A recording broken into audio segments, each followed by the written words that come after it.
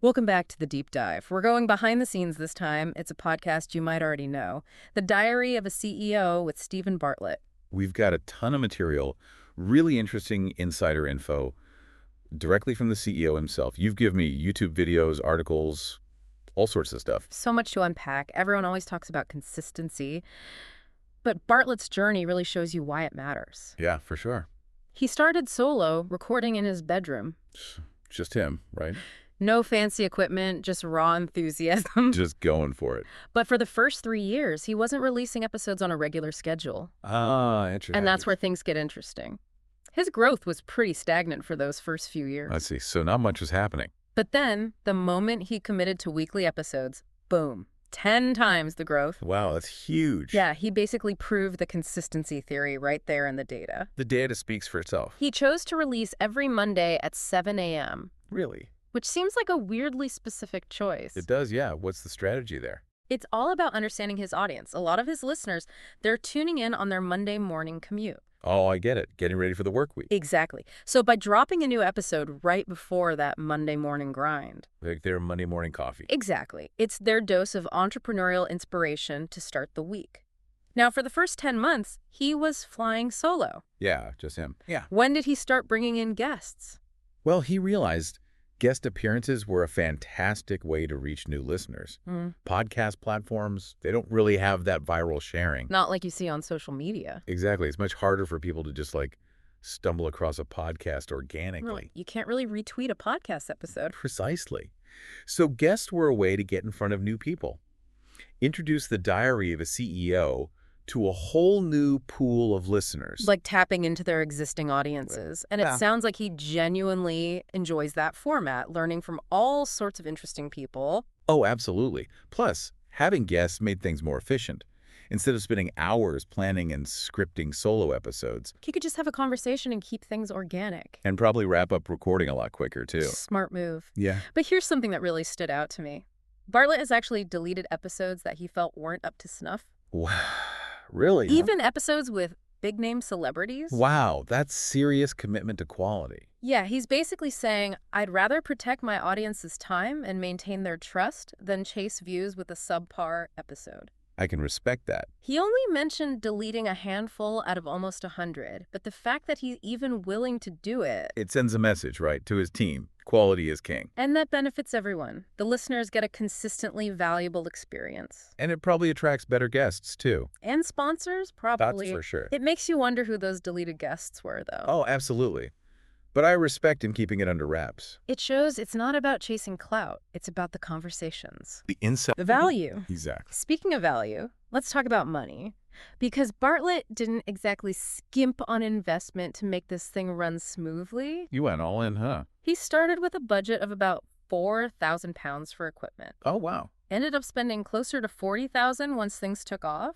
That's a big jump. And then there's the team. A producer, a booker, a PR manager, someone dedicated to social media. It's a whole operation. Serious business. And that kind of investment needs a plan to make money. Which is where his sponsorship approach gets interesting. I'm listening. He basically flipped the model. Instead of those tiny agencies and dollar per download deals, He went a different way. he found brands he already used, went straight to the CEOs, Wow, bold move. and it worked. He got sponsors like Huel, Fiverr, My Energy brands that fit his lifestyle. Right. And he emphasized these aren't just scripted ads. They're real. He actually uses these products. That makes sense. So his recommendations feel natural. More believable. Super valuable in a world full of influencers. Right. Totally. The results speak for themselves. The Diary of a CEO is making over $1.2 million a year. Seriously. That's roughly $100,000 every month. That's amazing. Clearly, there's money to be made in podcasting if you do it right. If you're strategic, for sure. But what I find really interesting is, for Bartlett, it's bigger than just money. You think so? He was open about his motivations in one YouTube episode.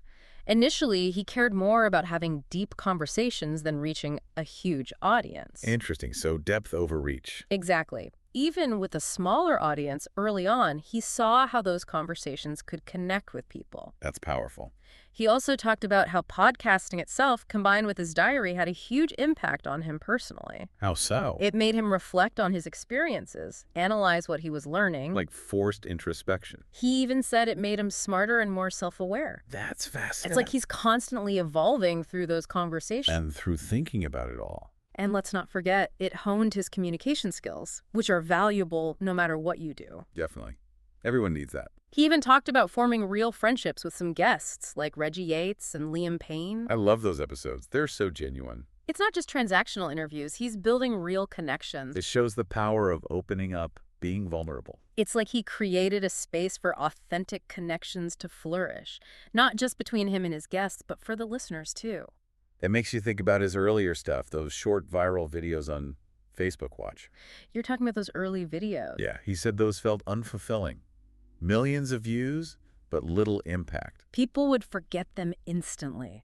All surface level, no real substance. Whereas with the podcast, even though it started smaller, the impact was much deeper. people would tell him how much those conversations meant to them, how it resonated. It's like the difference between a glance and a real conversation. One's superficial, the other stays with you. And that's a powerful lesson, whether it's a podcast, a blog, a video, whatever you're creating. Yeah, it's tempting to chase likes and views. But in the end, it's the depth of the connection that really matters. That's a good takeaway. So what's next for the diary of a CEO? Well, based on what he's shared, Bartlett's not slowing down. I can't wait to see what he does next. He's got big plans, Like what? like taking the whole thing to the stage. They launched the diary of a CEO live. No way. Really? Completely sold out Manchester's Albert Hall. Thousands of people. Wow. Experiencing those in-depth conversations live. And now they're planning a UK tour. That's amazing. A brilliant way to reach more people. While still keeping it personal. He also mentioned constantly pushing to improve. In what way? Better guests, higher production value, his own personal growth. Is not settling. He's clearly passionate and dedicated to giving his audience the best. That's inspiring. So what can we learn from Stephen Bartlett's journey so far? Well, he's shown that passion, consistency, and quality lead to amazing things. Both in your business and personally. He's challenged the typical ways of thinking about podcasts, about making money. And he's proven that sometimes doing things differently leads to more authentic, rewarding results. It's really something, isn't it? To see someone build a successful business while staying true to themselves. And making a real connection with people. Absolutely. And it makes you wonder, what's the bigger picture here? What does this tell us about the media landscape? About the power of real storytelling? It's an interesting question. In a world flooded with content, how do we stand out and make something truly meaningful? Something that resonates, inspires, leaves a mark? That's what we all want, right? It's something we should all be thinking about, whether we're podcasters, entrepreneurs, or just trying to navigate this crazy world. We're bombarded with information all the time. But what we really want is connection, Understanding. a shared experience, And maybe that's the true power of podcasting. a medium for vulnerability, authenticity, genuine human connection. And in a world that often feels disconnected, that's pretty powerful. Yeah. It's amazing, how just a simple conversation can lead to these deep connections. It's like that intimacy you get with podcasts. It really does. And Bartlett even compared it to, that 36 questions to fall in love experiment. Obviously, podcasting isn't about, romantic love, but There's that shared experience. that vulnerability. That builds a connection. Exactly. It's about a space for real human interaction. And that can be so powerful. Like going back to his point about depth over reach. He's really pushing back against that obsession with viral content, chasing huge numbers. Which is interesting because he's achieved both. He has, hasn't he? His podcast is consistently at the top of the charts. Most listened to business podcasts in Europe. It's incredible. And it's been there for over 40 weeks. Wow, that's really saying something. It's not just a fluke. It's not a flash in the pan, no. What's so fascinating is he's built this around being himself, sharing his diary, his thoughts, his experiences. And people connect with that realness. It's proof that vulnerability isn't a weakness. It's a strength, especially in a world that feels so, performative. Yeah, totally. People are craving that genuineness. And he's tapped into that. For sure. But let's go back to the money for a second.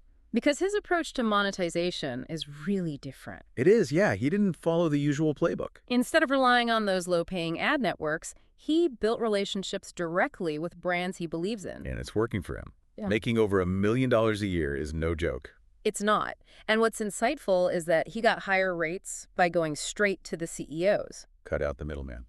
It shows that when you have a clear vision, a dedicated audience, and you're committed to quality, You can create your own opportunities. you don't have to play by the old rules. It speaks to the power of a personal brand, too, doesn't it? Ah, Bartlett's success is tied to his reputation, his authenticity. absolutely. His ability to connect with people. It all comes together. So thinking about our deep dive, what can you apply to your own work? What have you learned? For me, it's a reminder that authenticity and being vulnerable, those are strengths. Not weaknesses. Right. And consistency, always pushing for quality, those matter. You get results when you focus on those things. Yeah, it's inspiring to see someone challenge the norm, carve their own path. Like Bartlett did. Exactly. His story shows the power of passion, being real, and giving people something valuable. What I find interesting is how he flipped the traditional podcasting model on its head. In what way? He showed you don't need middlemen or compromise your values to be successful. He's doing it his way. He built a thriving business around meaningful conversations, sharing his perspective. And it makes you wonder, what could you create Yeah. if you embraced being vulnerable, followed your passions, and focused on those deeper connections? That's a powerful question to think about. It is. It reminds us that we all have something to offer. Something to share. And maybe that's the most important lesson here. Makes you think, right? Yeah. About how we can create something with real impact. And sometimes it's about those less traditional paths. Yeah, like Bartlett with his sponsorships, going directly to the brands, or taking the podcast live.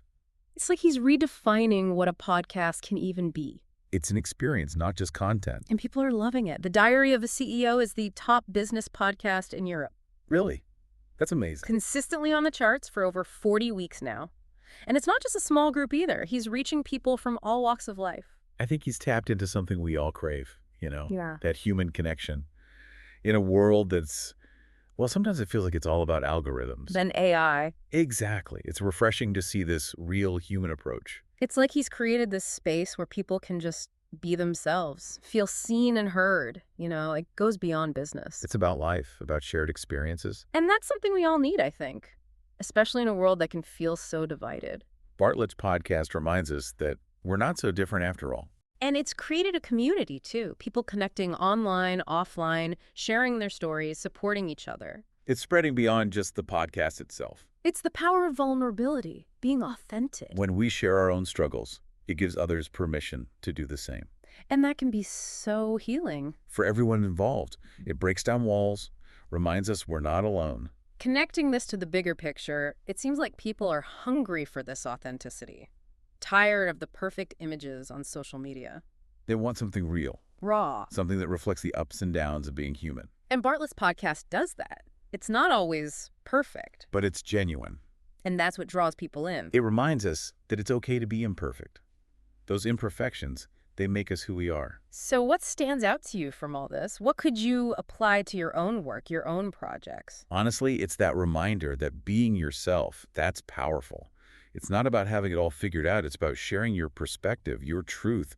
Embracing those vulnerabilities, being open to learning, connecting with people on a real level. And not being afraid to challenge the norm, to create something that matters. It's a reminder that we all have something to contribute. Whether it's a podcast, a blog, even just how we live our lives. Making me the difference. So what story will you tell? What connections will you make? What impact will you have? Those are the questions we'll leave you with today.